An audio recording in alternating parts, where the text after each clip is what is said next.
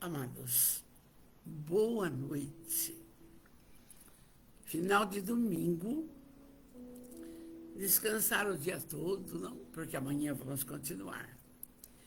Eu quero, com muito carinho, parabenizar a Renata Cicotti pela exposição que ela fez hoje, não foi gravado, sobre as aflições. E não existe coincidência. Está Emmanuel falando de aflições. Ontem, a Joana de Anjos com o Douglas, aflições. E o Evangelho no capítulo 5º, aflições e os motivos. E o texto que iremos, eu quero parabenizar porque é o seguinte, uma das colocações maravilhosas que temos visto é o estudo.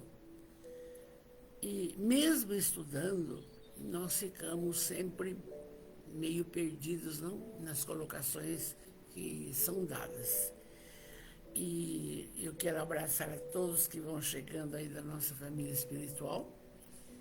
Eu ainda não mexi no meu notebook, mas depois eu respondo todinho. E sempre peço que Jesus abençoe você, abençoe os seus familiares, ilumine o seu lar. Todos que te rodeiam, atitudes, atos, pensamentos, porque não está fácil a problemática do mundo todo. E o capítulo de hoje da Joana, do livro Quando Voltar a Primavera, já é o 19º, mais 3 lições, e nós terminamos o 4º livro, vamos para o 5º livro, e aí nós vamos verificar que Amélia nos incute lindas passagens e esclarece de Jesus. E o próximo livro será Há Flores no Caminho. É muito esperançoso, não é? E este texto de hoje, Jerusalém, Jerusalém, Amélia tirou, lógico, ela se baseou em 3 evangelistas. Em Mateus, no capítulo 24, versículo 1, o tema que está no Novo Testamento é Lamentos por Jerusalém. E aí vai estar também em Marcos, capítulo 13, item 1, que vai ser Grandes Atribulações. E está também em Lucas 21, versículo 5, e também Grandes Atribulações. E aí ela resolveu colocar esse texto, naturalmente, que constitui para nós um chamamento do que foi aquela época e hoje. Então vamos para o nosso texto de hoje. Primeiro, a minha gratidão, meu carinho, meu amor, tá? Vocês são a razão do meu existir, sabia disso, não? Vamos ver lá. Havia júbilos explodindo no ar. A jornada fora preparada desde antes. O verão dourava Jerusalém e o templo famoso, à distância, denotava o zelo, a técnica arquitetônica dos construtores contratados por Salomão, para que, quando for erigido, era o santuário, o orgulho da raça. Então, o templo de Jerusalém era suntuosíssimo. Tal como fez agora, não faz um pouco de tempo, o Edir Macedo, ele fez um templo também em São Paulo, entendeu? Com toda essa parafernália de riqueza. E aí ela descreve. Por que o título Jerusalém, Jerusalém? Porque aí vai estar uma premonição de Jesus com referência a essa cidade. Portas de cedro, esse templo, portas de cedro, com adornos de prata e ouro, colunas de mármores preciosas, pedras trazidas de longa distância, adornavam esse templo e embelezavam os diversos átrios multiplicados na cidade religiosa, onde encontravam guarida os vários fiéis e viajantes pertencentes às diversas atividades do cotidiano. Vamos pensar assim, na época de Jesus, naquele tempo, há 2000 anos, um templo desse. E Jesus também passou por lá. E aí, então, deixa eu desligar isso aqui. Tá. Jesus passou por lá. E aí vai descrevendo, a Amélia descreve. O altar, atrás da pesada cortina de veludo, uma única peça que ocultava lá atrás a Arca da Aliança, os papiros sagrados, era o local privilegiado apenas para os sacerdotes e príncipes do Sinédrio, que podiam ultrapassar ali. Ninguém mais podia. Entende? Riqueza inigualável. Ao entardecer daquela terça-feira de ardente Nissan, mês de março, abril, não? Nós estamos aprendendo, né? O mestre, o querido mestre e seus discípulos saíram do imenso e opulento santuário quando os inocentes amigos, quer dizer, os seus discípulos eram inocentes com referência a essas colocações. Ficavam deslumbrados com a materialidade das coisas. Então, quando os inocentes amigos, deslumbrados pela grandeza das pedras, das linhas e a riqueza sobre a qual se erigia, falaram para Jesus emocionados. Vede, Senhor, que templo, que pedras, que edifício. Admirados. Havia uma alegria mal disfarçada em orgulho vão, com que a humildade se esmagava ante as exterioridades mundanas. Mesmo os seus discípulos, com toda aquela aprendizagem, aquele ensinamento, ainda ficava maravilhado com aquilo, não? Olha, que lindo, não? Mas Jesus disse, em verdade, falou melancólico, maravilhoso, ele disse, em verdade vos digo que não ficará pedra sobre pedra que não seja derrubado desse templo. Olha, Jesus fazendo uma premonição do que iria acontecer com Jerusalém, com o templo de Jerusalém. Por quê? Porque o povo, os judeus, eram muito materialistas. Muito. Então, essa suntuosidade, para eles era o máximo. Jesus não queria nada disso. E aí ele disse, olha, em verdade vos digo, que não ficará pedra sobre pedra, vai ser tudo destruído. Aí, os discípulos, eles mostraram, ficaram, meu Deus, o que está acontecendo? Ele falou disso e ficaram meio entristecidos, não?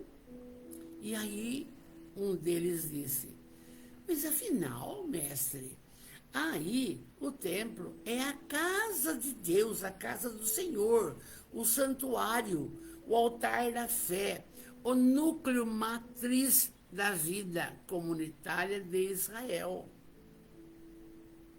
Por que uma coisa tão terrível o senhor está falando?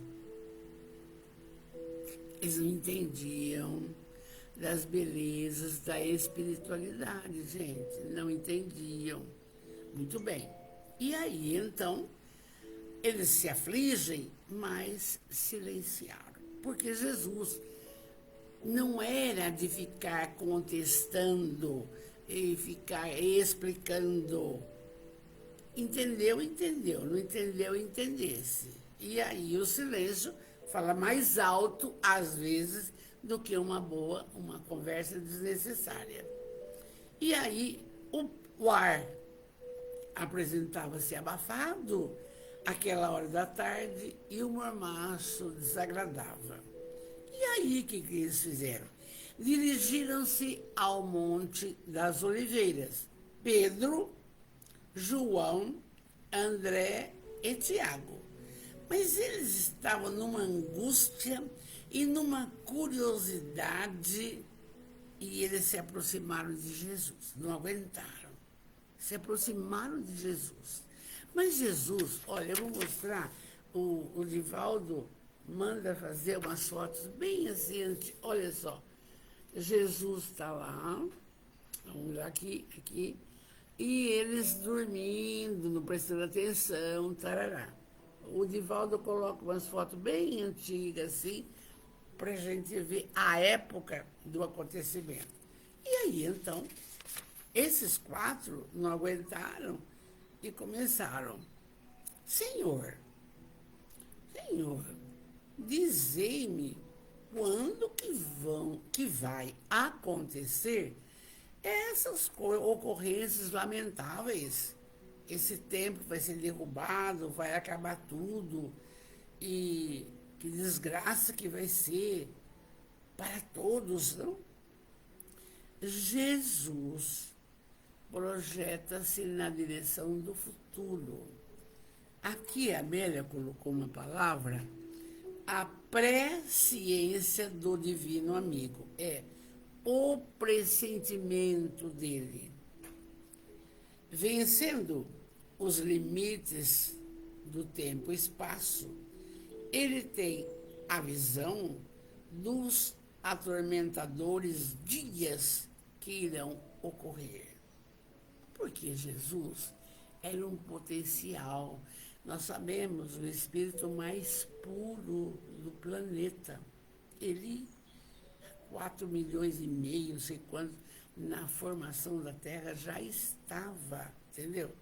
E aí, então, aí a Amélia continua. A orgulhosa Jerusalém passa pela sua visão pré-cognitiva sob o peso esmagador das legiões do filho de Vespasiano e acompanha a grande e terrível destruição que iria acontecer no ano 70 depois dele.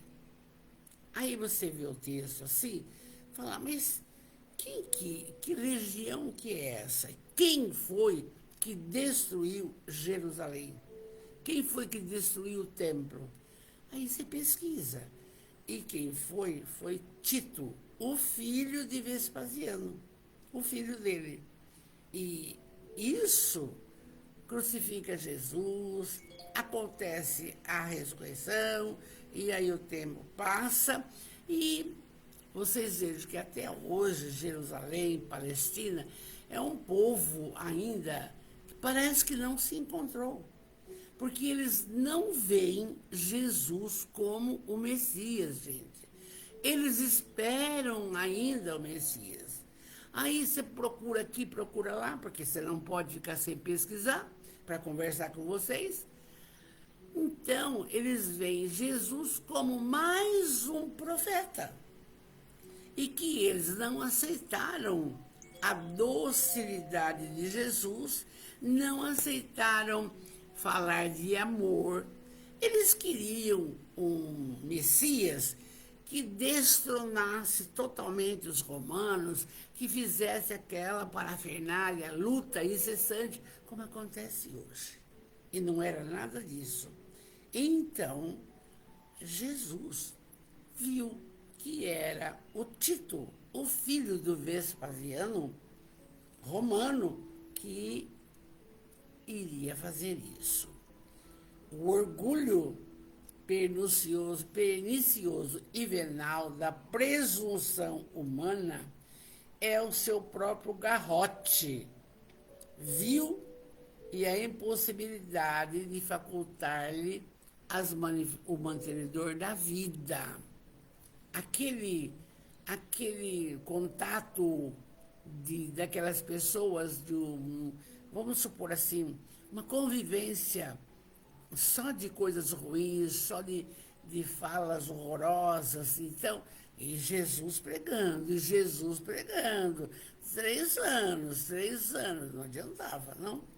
E aí, Tito fez isso, não adiantando, por conta de uma rebelião dos judeus contra a autoridade de Roma e também porque eles não queriam pagar mais impostos. E aí, repressão.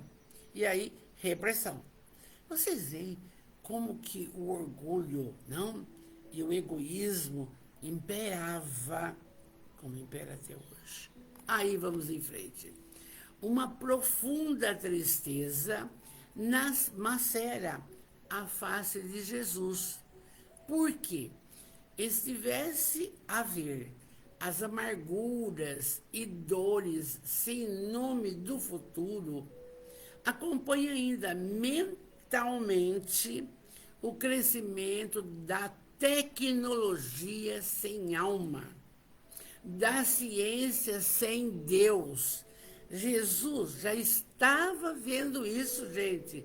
Olha, o crescimento da tecnologia sem alma, da ciência sem Deus, das religiões desfiguradas pela ausência do amor e das filosofias esdrúxulas, quando estarão irrompendo as calamidades por vindoura. E não é o que aconteceu?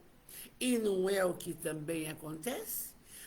Nós vamos verificar no capítulo 20 do Evangelho segundo o Espiritismo, acho que é o 20 mesmo, haverá falsos cristos e falsos profetas. As criaturas, dai de graça o que de graça recebeste. Meus amores, não é para pagar nada. Se você quer colaborar com o dízimo na igreja, você colabora, mas não é que é obrigação. É para manter a limpeza da igreja, do templo, mas não pode falar, ó, se você der esse dinheiro, você tem o reino do céu. Para com isso.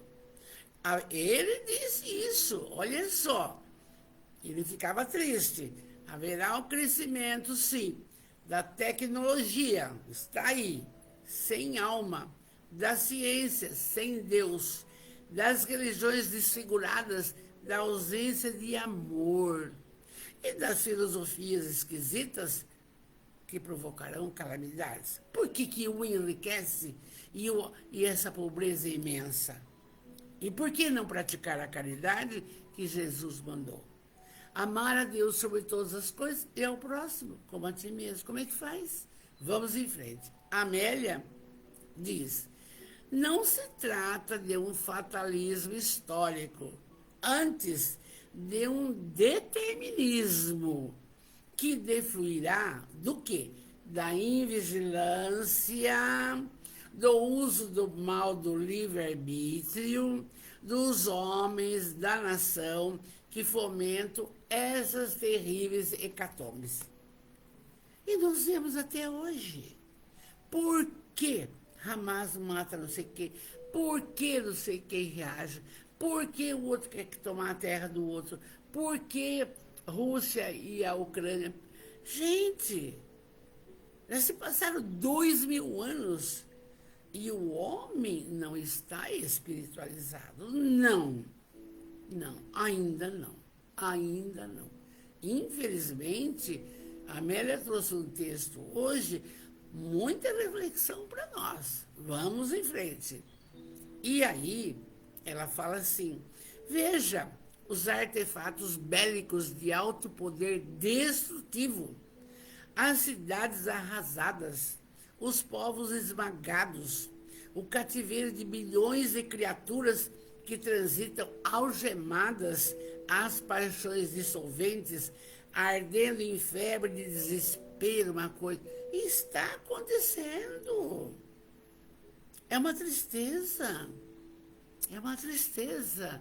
Em todos os lugares. Os poderosos, eles não medem esforços para continuar no poder e provocar dessas colocações assim. Mas isto, ela está avisando, que é uma invigilância nossa. Por quê? A partir do momento em que um se modifica e pensa no bem do outro, o segundo pensa, o terceiro pensa, vai acontecendo uma mudança, vai acontecendo. As sombras se adensam em relação ao futuro e o clamor das vozes sobe ao céu. Claro, nós estudamos de sexta-feira. Tudo é o pensamento. Você está pensando só nas colocações materiais, você vai estar assessorado pelos espíritos das sombras. É beber, é comer, é se drogar, é crítica. Não está pensando nas colocações da alma. Não. Mas são muitos? Muitos e muitos e muitos. Quando começa a abrir as comportas da nossa inteligência para esse lado, muitos preferem falar, eu não vou mais porque eu não quero saber dessas verdades, eu prefiro ficar desse jeito. E pronto, acabou. Entende? Aí, as sombras agem. É no celular, é no trabalho, não tem jeito, não tem jeito. E você, o seu pensamento não é um ímã, é uma força. Nesse momento, as expressões estelares, as virtudes que estão nos céus, quer dizer, os espíritos iluminados, ou como queira aí na Igreja Católica, os santos, os anjos, não sei, não interessa, caem como lâmpadas mágicas sobre essa escuridão, apontando esperança, enquanto trombetas de luz e luzes convocam a nova era. A nova era. E o que é a nova era? É entrar no estudo do Evangelho da Boa Nova. É conhecer essa obra. É conhecer do que estamos conversando. Das orientações de Jesus. E que ele e que seus auxiliares nos dê intuições precisas agora, para que você possa entender da mensagem que estamos tentando passar. Se Jesus viu isso, estava ainda, foi orar no Getsemane, e aí falou, daqui vai acontecer tudo comigo. Ele sabia, mas Jerusalém não ficará pedra sobre pedra, não ficou. Então vamos em frente. Mas esclarece aqui, quando as sombras estão trabalhando, automaticamente, se uma pessoa no lar ora, pede, ela é acudida, o seu lar é abençoado. Precisa pelo menos um. Agora, ninguém liga. Como é que faz, amores? Como é que faz? Hã? Como é que faz? Então, vamos em frente. Ó, nesse momento de confusão, então, na espiritualidade, vem lá os amigos nos convocando a era nova, a boa nova, convidando a religiosidade, a espiritualidade, trabalhar você mesmo, não é o outro, não é o filho, não é o neto, é você primeiro. Aí, Jesus abre então a boca e dá início ao comovedor e profundo sermão profético. É o sermão da montanha. Bem-aventurados os aflitos, porque serão consolados. Bem-aventurados os puros de coração, porque verão a Deus. O sermão da montanha é uma fábula.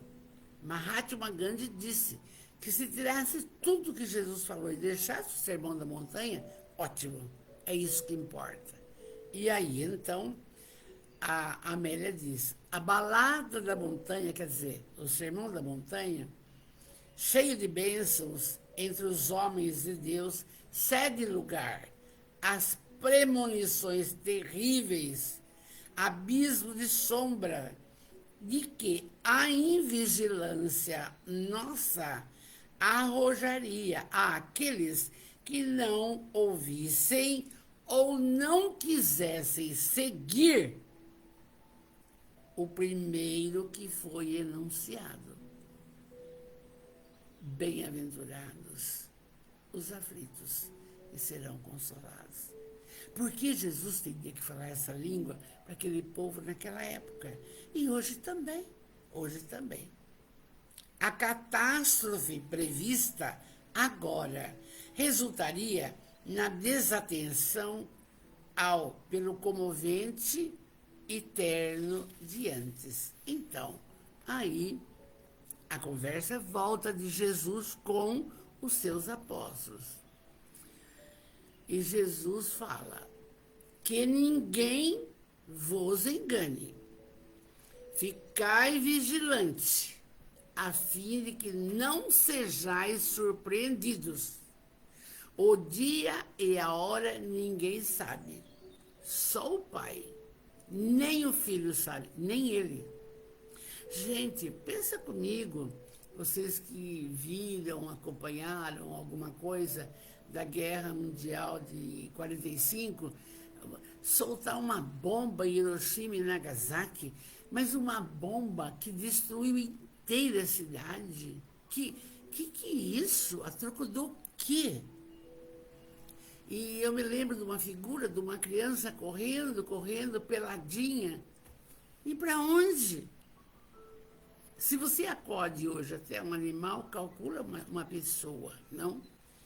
Então, a invigilância, por isso que ele fala. E nós? Nós precisamos, olha aqui, família espiritual linda, que eu não estou vendo, não tem importância.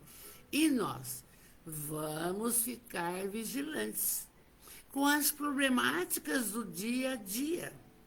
Não é todo dia que você tem só alegrias. Não, as aflições chegam.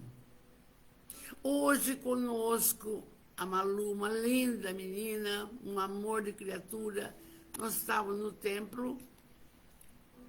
Aí o Léo veio chamá-la e eu liguei para saber coisa e tal. A mãe dela tinha tido um ataque cardíaco. A aflição vem qualquer hora. Aí já melhorou, está bem. Mas veja bem, por isso que aqui ficai vigilantes, porque é para tudo. Não passarás, aí Jesus continua, não passará esta geração, que era dele, sem que as minhas palavras se cumpram. Antes passarão os céus e a terra, não as minhas palavras.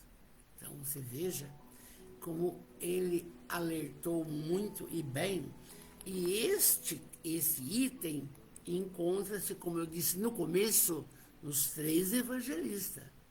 E cada um escreveu, depois que Jesus faleceu, desencarnou, em épocas diferentes. Então, sabiam disso também. E aí, todos os seus discípulos se aconchegaram, ficaram pertinho de Jesus, que estava transfigurado, porque ele teve uma premonição, ele teve uma saída do seu físico para ver o futuro. Ele saiu, não? Olha só, os companheiros ficaram pertinho de Jesus, compreendendo a magnitude do momento e as graves responsabilidades que competiam a todos. E até hoje, se há 2000 anos Jesus disse isso, calcula agora a nossa responsabilidade, passados 2000 anos. Se não for amar, instruir, praticar o bem, orai, vigiai, orai. Então, é sério. Então, aí Jesus está ainda falando para os apóstolos. Olha, quem estiver nos montes, não volte à cidade, porque não vai ter cidade. E quem se encontrar nos telhados da casa, não desça, não vai dar tempo. Quer dizer, ele viu horrores, horrores, horrores, e aconteceu. No ano 70.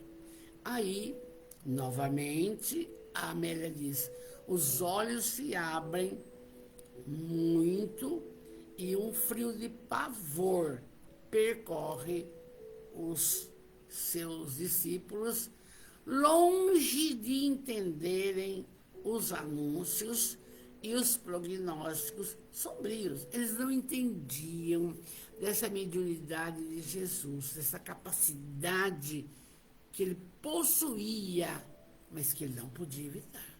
Por quê? Porque o ser humano invigilante, irresponsável, estava agindo.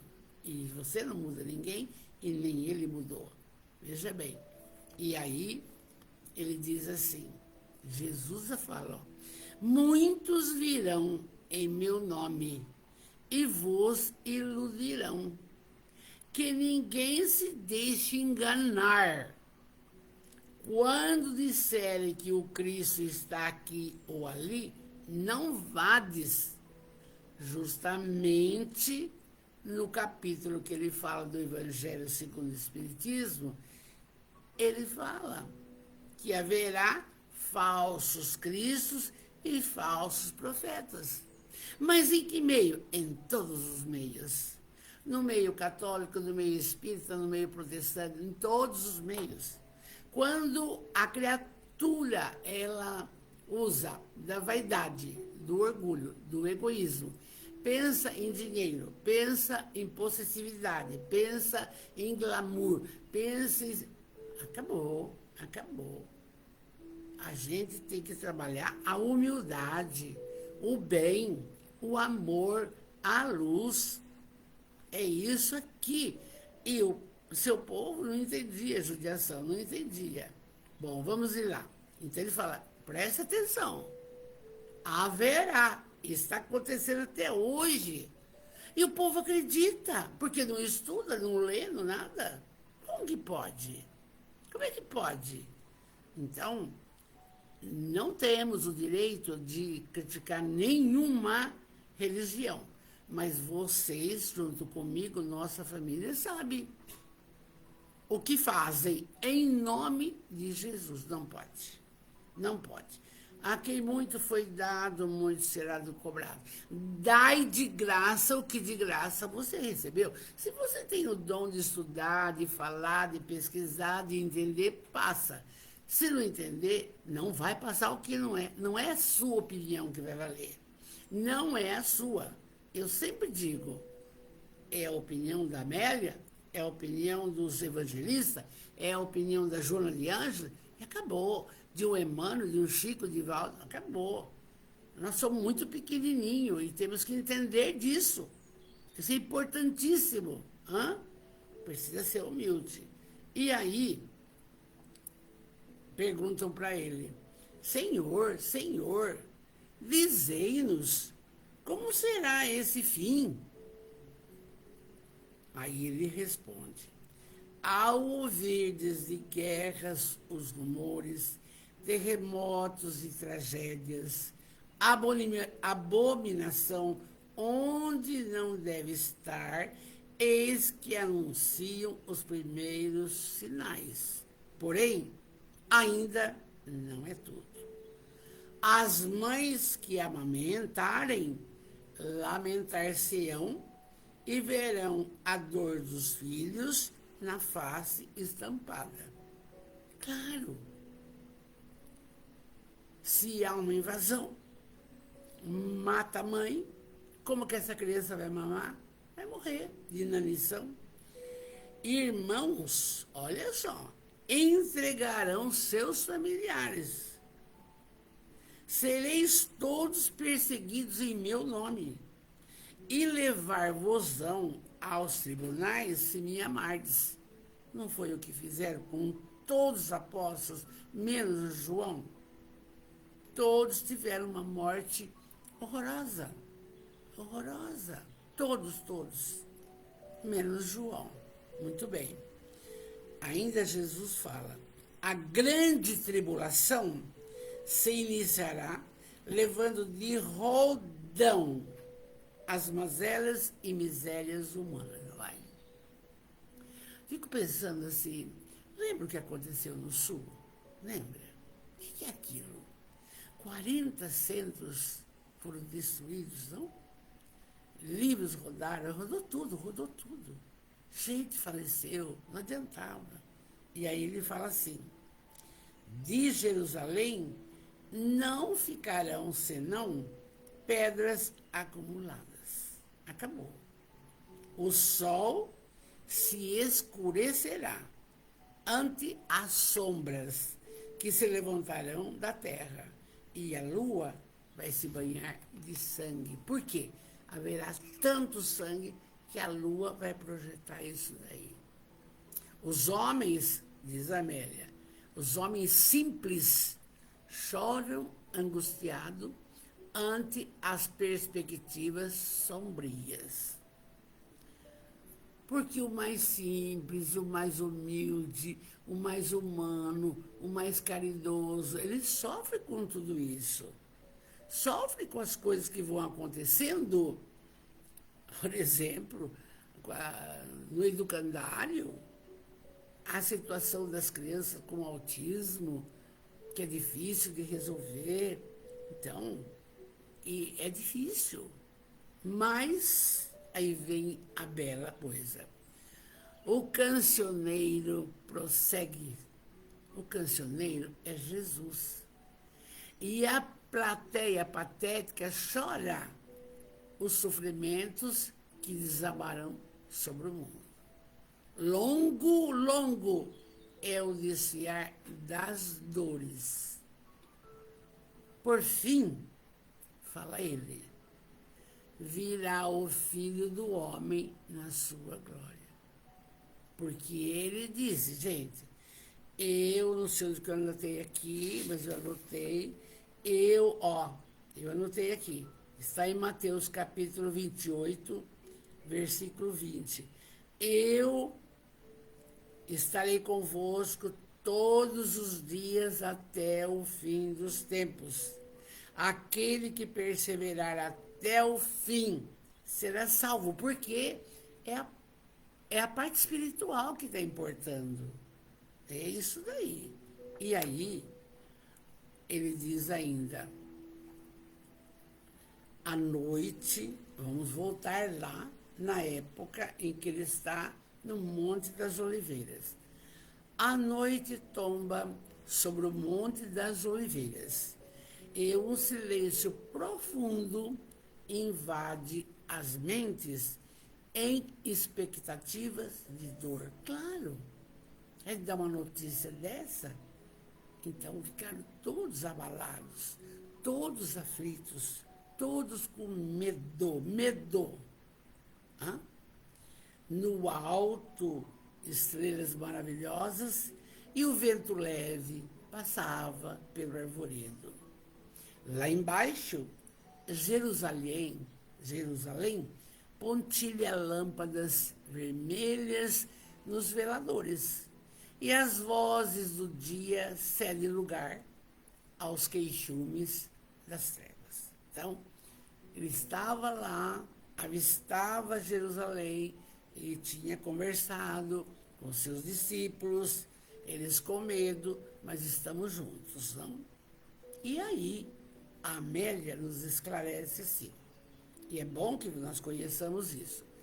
Jerusalém realmente foi destruída por Tito, filho do Vespasiano, que sitiou com um espaço de 8 quilômetros de comprimento, impiedosamente crucificou, além de derrubar o templo, crucificou os sobreviventes, golpeando as mulheres, quase todos matando de fome, no sítio de 100 dias, rasgando o véu do templo, derrubando pedra sobre pedra, fez cumprir a profecia.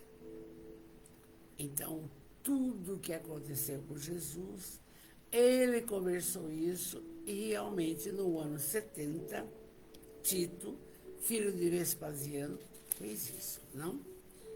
Mas e quanto sofrimento que foi? Não foi só destruir o templo, não. Foi destruir Jerusalém inteiro. 1000 crucificados, mães e morre, criança e tudo. É triste, não? Por quê? Por nada. Por quê? Por nada.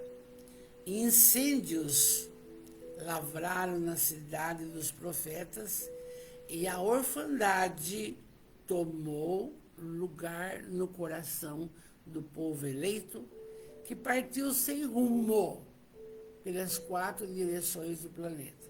Eles abandonaram, saíram. Quem restou saiu de Jerusalém. Saiu. E vocês me acompanham na história um pouco. Por que Hitler mandava para o forno crematório os judeus? Porque ele falava que a raça ariana era a perfeita e tinha que matar os judeus. E os judeus e outros povos. Então, a demência humana é muito grande. E não tem quem breca. Não tem. Enquanto não tiver que acontecer o que tem que acontecer, entende? Agora, vamos em frente, o que fala a Amélia aqui. Mas não parou por aí. As pessoas, os judeus. Mas aí, no ano 37 depois de Cristo, quer dizer, antes disso daí, João de Giscala, ele tentou desafiar Roma. Então, é outra encrenca antes dos 70 anos, antes. E aí, guerra, sempre Israel, sempre Jerusalém está envolvido, sempre, não? Desde então, as guerras e os rumores de guerra, a abominação e a permissividade tomaram lugar entre os homens.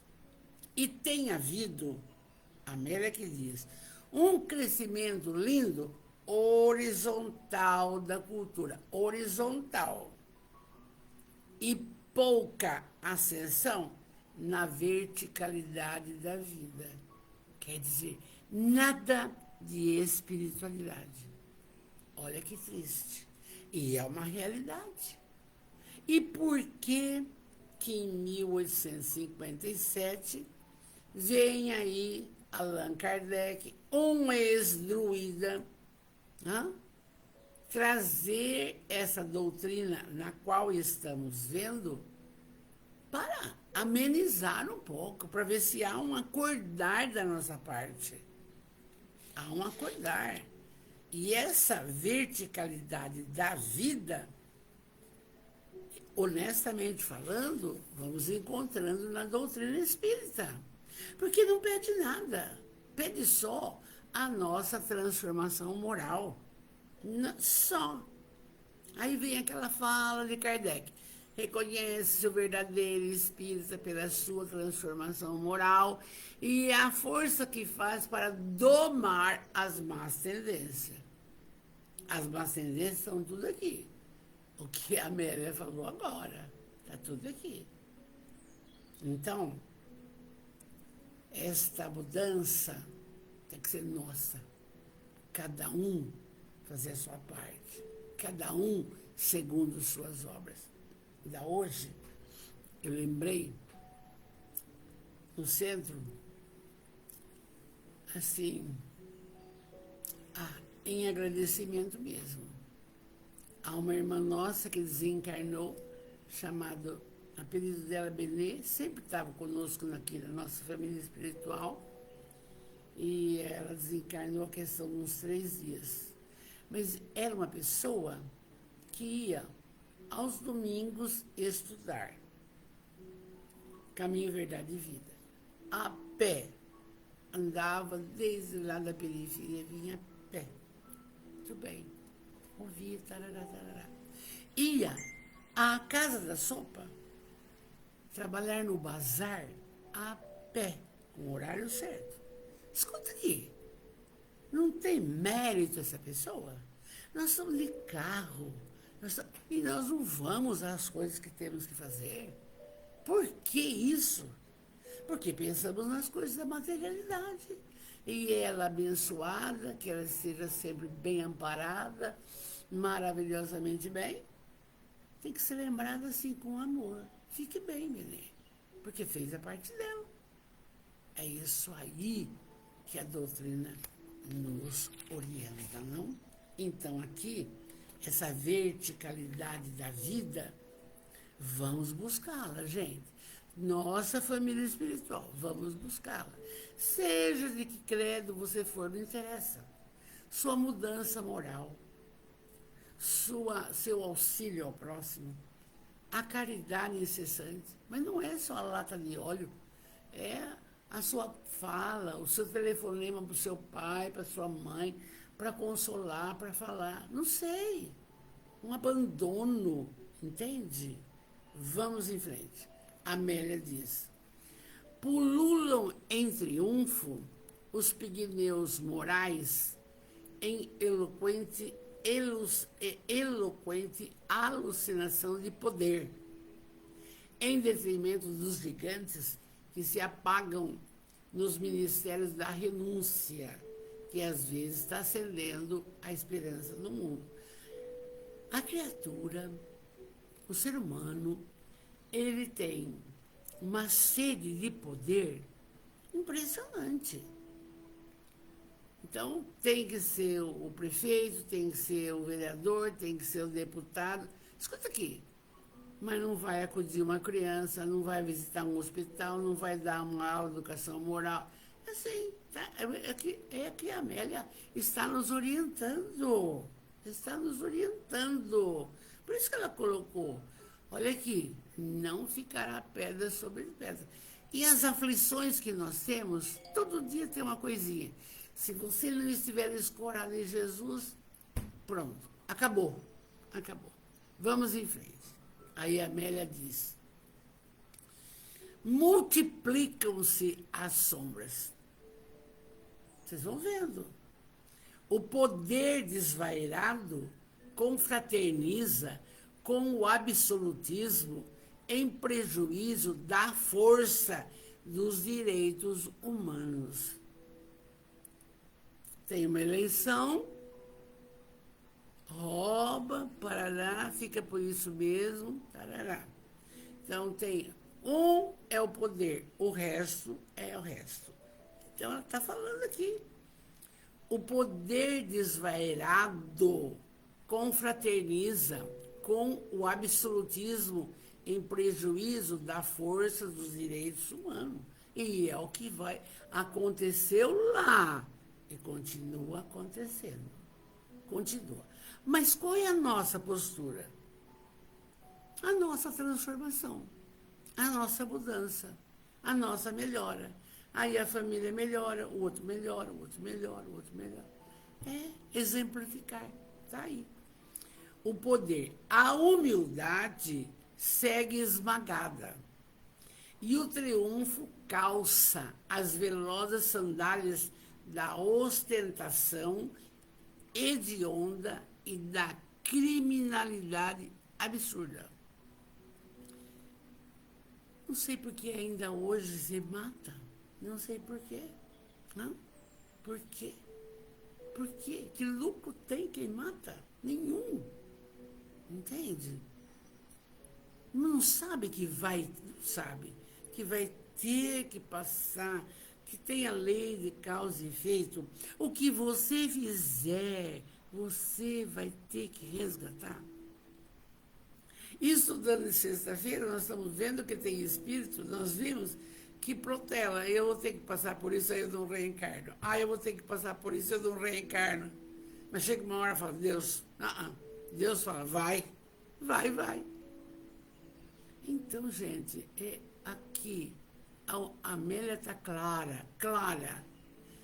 A humildade segue esmagada e o triunfo calça as velozes sandálias da ostentação hedionda e da criminalidade absurda.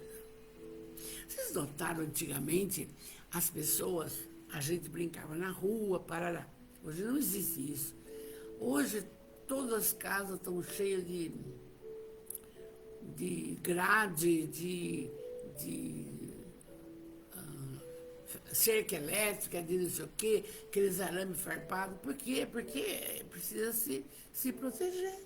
Olha só, a que ponto que chegou. Ninguém senta na rua para conversar, mas acabou. Por quê? O crescimento foi na horizontalidade e na verticalidade, nada. Então vamos embora. Hoje, o mundo estertora. Quer dizer, não foi só lá quando Jesus falou aqui, Jerusalém. Não. Hoje, o mundo estertora. Está difícil. Não, vocês, da nossa família espiritual, sabem disso.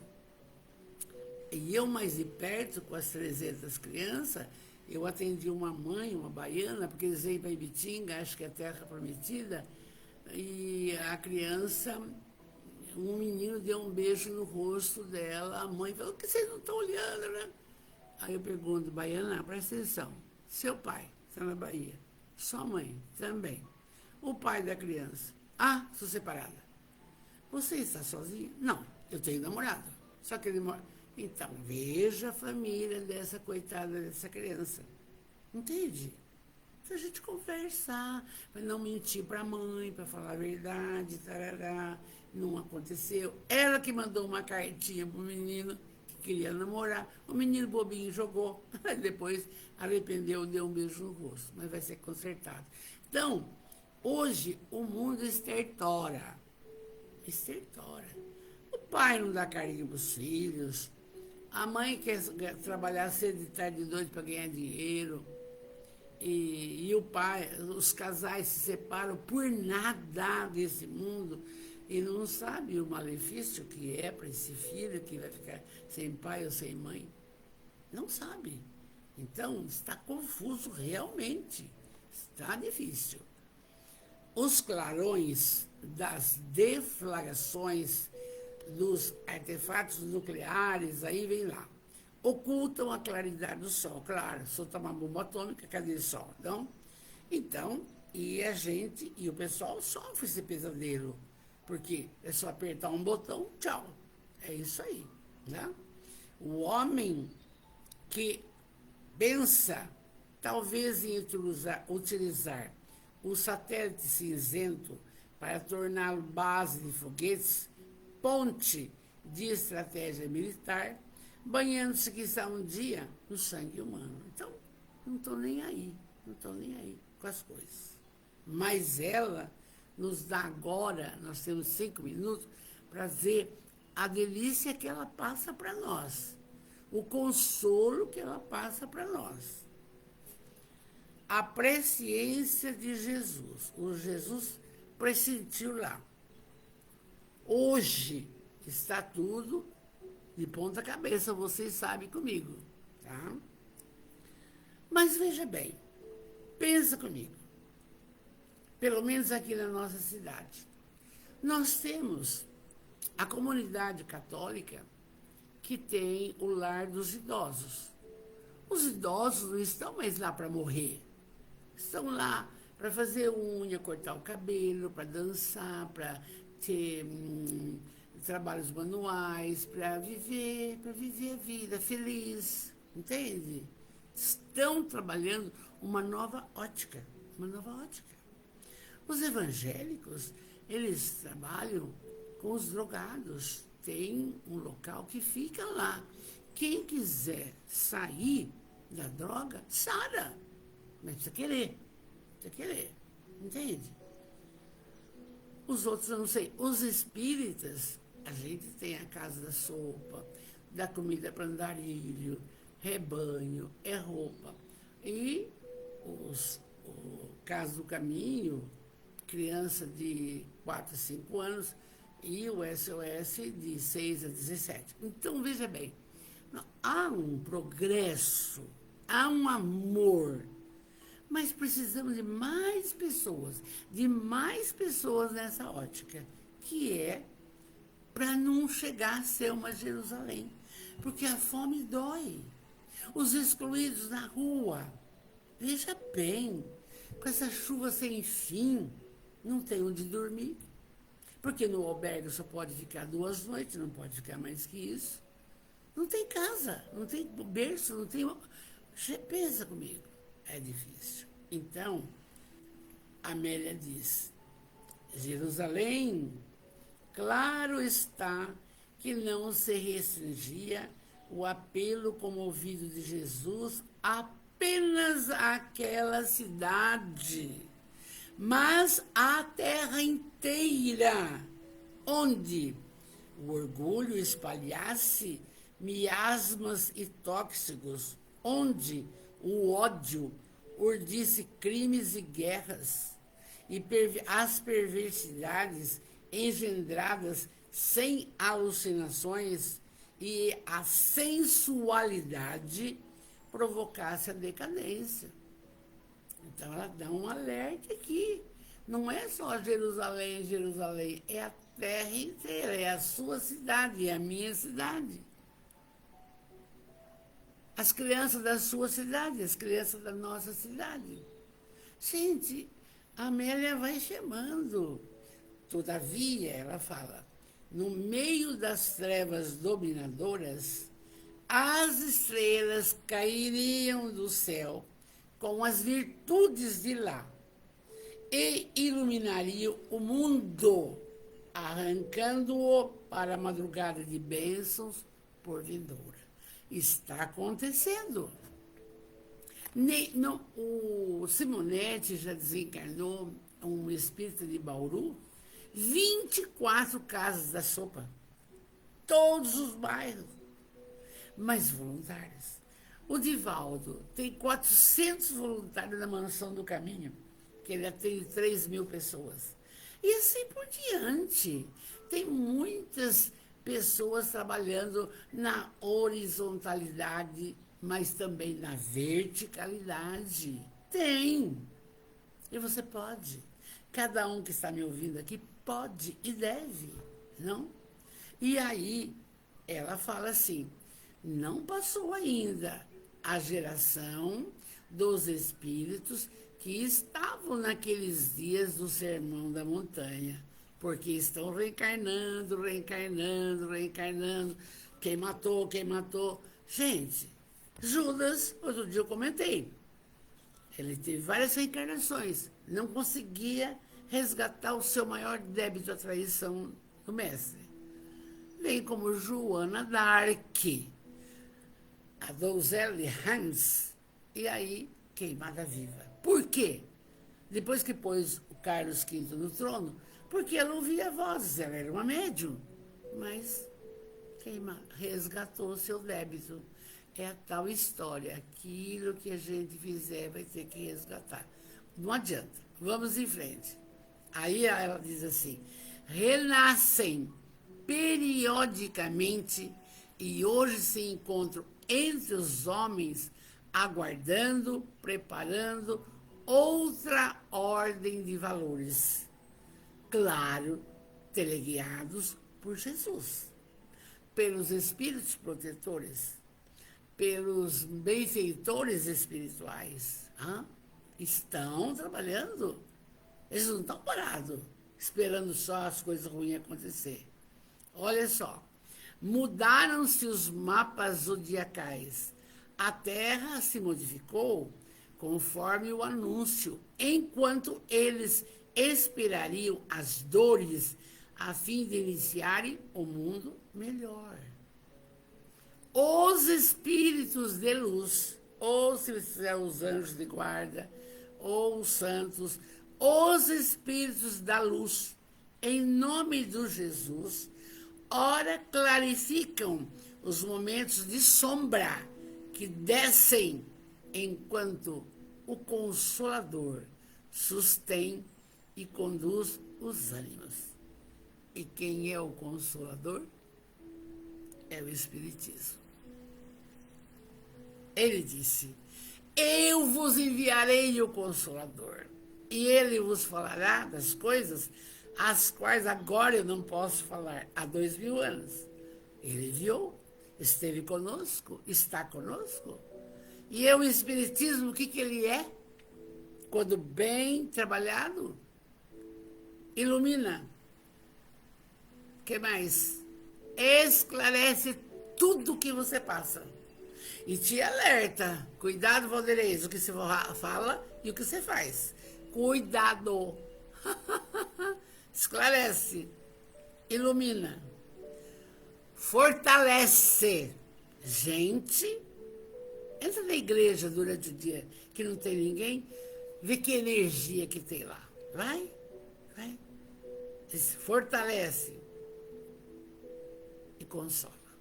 Consola, por que consola? Consola porque entendemos, não aceitamos muito não, que a vida continua, né, Belê? Que está na parte espiritual. A vida continua. Mas nós temos um apego, temos mesmo. E o que vai fazer? Aprender. Vamos aprendendo. O desapego de tudo. Porque a nossa caminhada é única. Ninguém vai estar do nosso lado.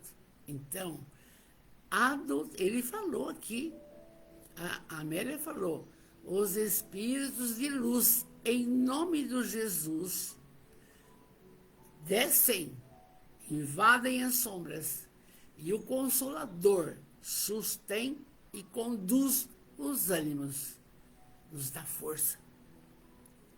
E aí, a Amélia fala, Jerusalém, Jerusalém, ai de ti, que matas os profetas e lapidas aqueles que te são enviados.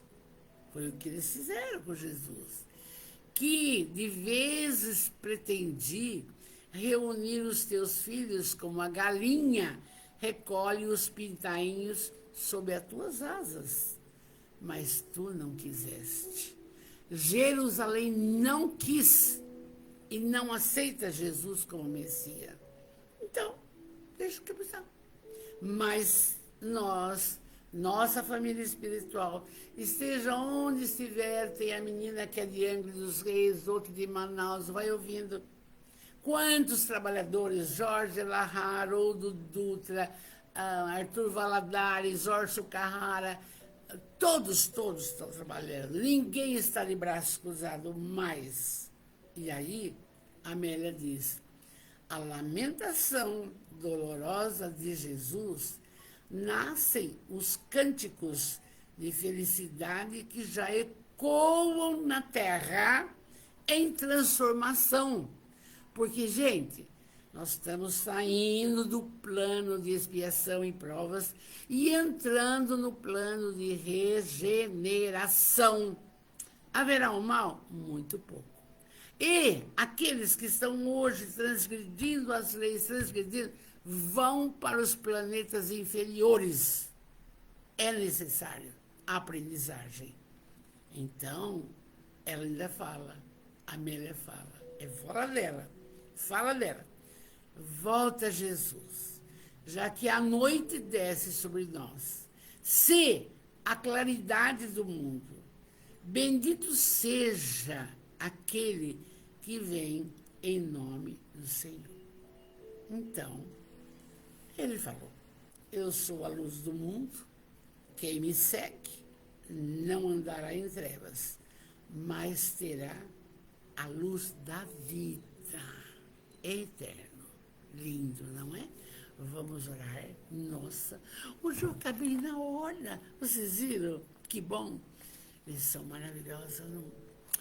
A semana que vem, eu fico tão emocionada. Nós vamos ver o estranho encontro de Jesus com uma figura aqui importante. Vamos orar.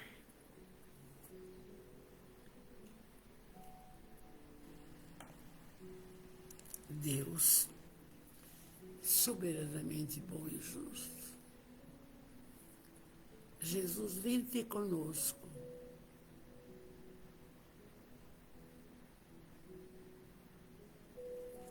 O Senhor é o médico,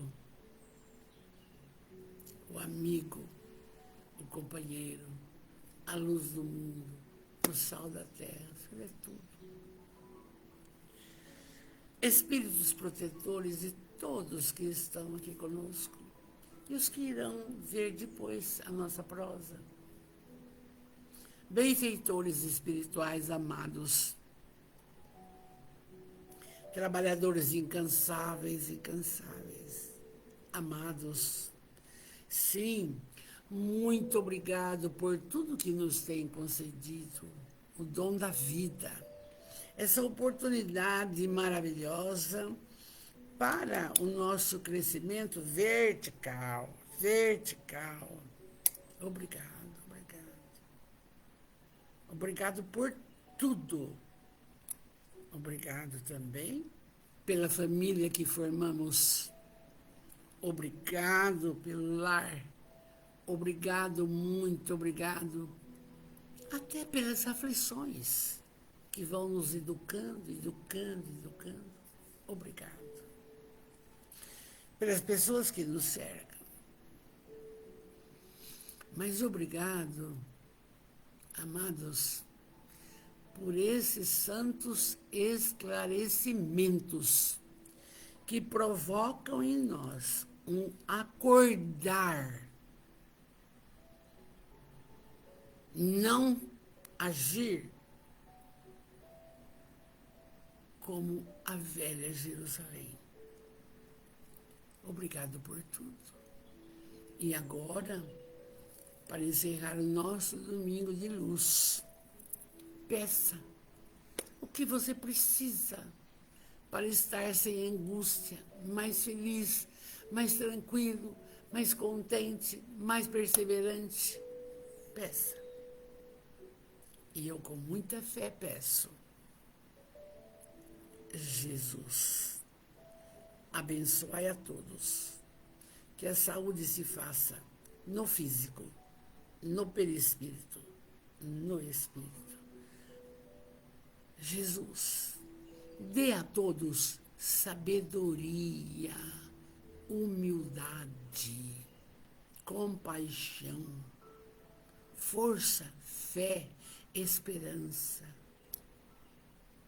Abençoai os familiares de todos nossos irmãos, todos.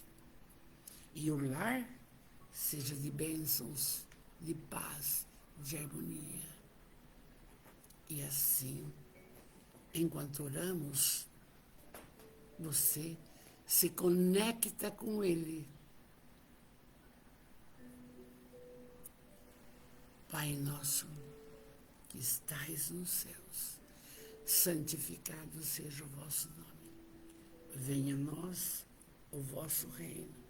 Seja feita a vossa vontade, assim na terra como nos céus. O pão nosso de cada dia nos dai hoje, mas dai-nos o pão para a alma, Jesus. Não nos deixeis cair nas malhas da materialidade, do orgulho, do egoísmo, da raiva, da mágoa. Não nos deixeis.